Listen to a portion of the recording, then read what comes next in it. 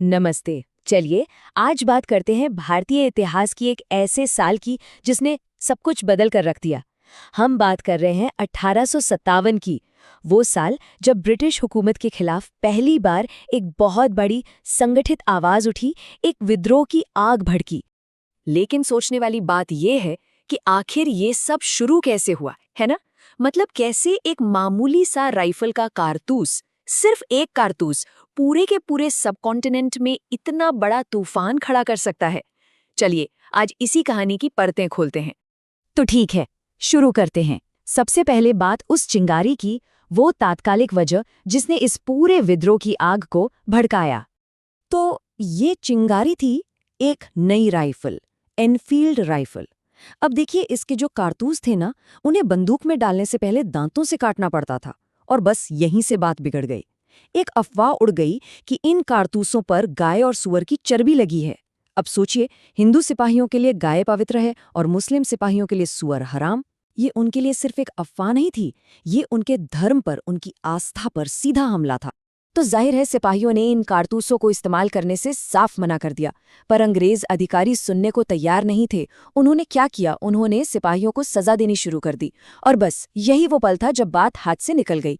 अब ये सिर्फ एक शिकायत नहीं रह गई थी, ये जबरदस्ती और बेइज्जती का मामला बन गया था। और जो गुस्सा इतने सालों से अंदर ही अंदर सुलग रहा था, वो अब एक विद्रोह की शक्ल लेने लगा था। पर एक बात समझना बहुत जरूरी है, वो कारतूस, वो तो बस एक चिंगारी थी। असल में बारूद तो पहले से ही जमा हो रहा था, आग तो अंदर ही अंदर सुलग रही थी। तो चलिए अब देखते हैं कि ये असंतोष की आग आखिर पनप कहाँ से रही थी। सबसे पहले बात करते हैं राजनीतिक कारणों की। उस समय लॉर्ड डलहौजी की कुछ नीतियां थीं जिन्होंने भारतीय राजाओं और नवाबों की नींद उड़ा रखी थी, जैसे कि डॉक्ट्रिन ऑफ लैप्स।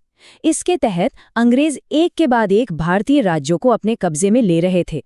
यहाँ तक कि जो मुगल बादशाह थे, उनकी ताकत भी नाम मात्र की रह गई थी। और फिर 1856 में जब अवध को भी हड़प लिया गया, तो बस ये शासक वर्ग के लिए बर्दाश्त से बाहर हो गया। फिर आते हैं आर्थिक कारण। देखिए, सीधी सी बात है, अंग्रेजों की नीतियों ने भारत की अर्थव्यवस्था की कमर ही तोड़ दी थी।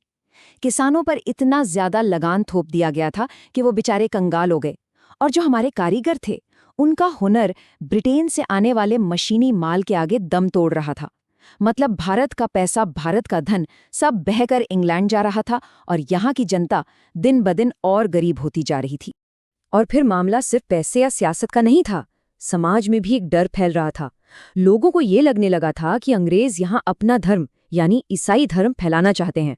वो सती प्रथा जैसी परंपराओं को खत्म कर रहे थे।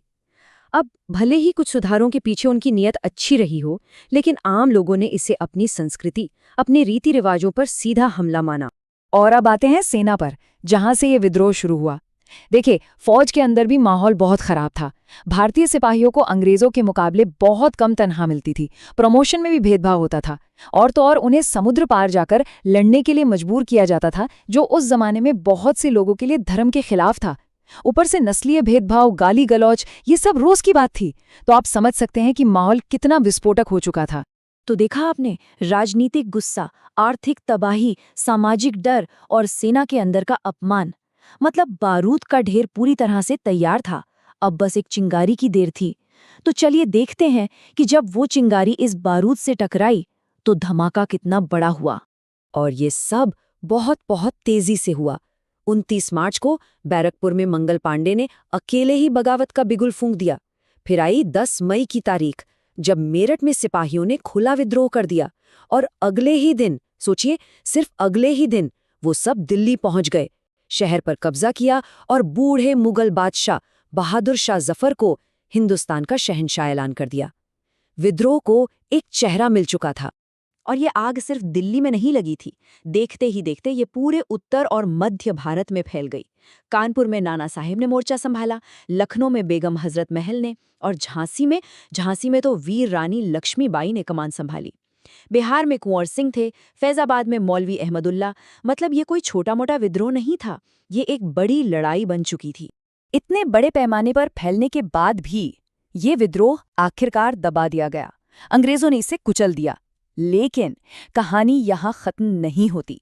असल कहानी तो अब शुरू होती है। चलिए अब ये समझते हैं कि ये विद्रोह नाकाम क्यों हुआ और नाकाम होने के बावजूद इसकी विरासत क्या है। तो सवाल उठता है कि आखिर विद्रोही हारे क्यों? देखिए, कुछ बड़ी वजह थी। सबसे पहली, उनके पास कोई एक लीडर नहीं था, कोई एक कॉमन प्लान नहीं था। सब अपने अपने इलाके में लड़ रहे थे। ये लड़ाई पूरे भारत में भी नहीं फैली। और दुख की बात यह है कि कई भारतीय राजाओं ने तो अंग्रेजों का ही साथ दिया। वहीं दूसरी तरफ अंग्रेज थे, उनके पास बेहतर हथियार थे, एक ऑर्गेनाइज सेना थी और सबसे बड़ी चीज टेलीग्राफ, जिससे वो एक दूसरे से फटाफट बात करके अपनी रणनीति बना सकते थे। हार के बाद इस पूरी घटना को देखने का नजरिया बदलने लगा और इसमें एक बड़ा नाम आता है, वी.डी. सावरकर का। उन्होंने इसे एक नया नाम दिया, एक बहुत ताकतवर पहचान दी।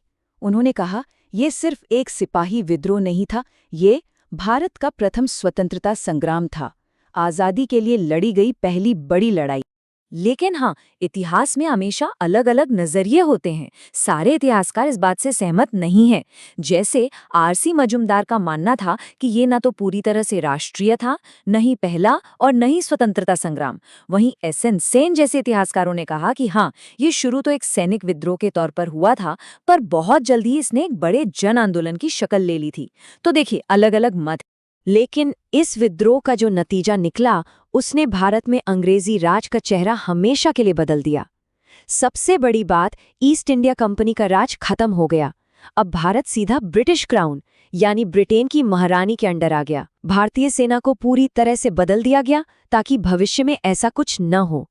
और सबसे जरूरी बात, इसी विद्रोह ने आने वाले राष्ट्रीय आंदोलन के लिए जमीन तैयार कर दी। और शायद यही इस विद्रोह की सबसे बड़ी, सबसे असली विरासत है। भले ही मैदान जंग में हार मिली, लेकिन इस लड़ाई ने एक ख्याल को जन्म दिया, एक ऐसी सोच जिसे हम कहते हैं भारतीय होने का एहसास। पहली बार लोग अपने धर्म, अपनी जाति, अपने इलाके से ऊपर उठकर एक दुश्मन के खिलाफ एक साथ खड़े हुए थे। ये एक नेशन बनने की, एक राष्ट्र बनने की चेतना की शुरुआत थी। तो जाते जाते एक सवाल छोड़ जाते हैं, क्या कोई नाकामयाब विद्रोह असल में कामयाब हो सकता है? 1857 में हमें फौजी जीत तो नहीं मिली, लेकिन इसने वो जज्बा पैदा किया, वो राष्ट्रीय भावना जगाई जिसने ठीक 90 साल बाद हमें आज़ादी दिलाई। तो शायद कभी-कभी सबसे बड़ी जीत हार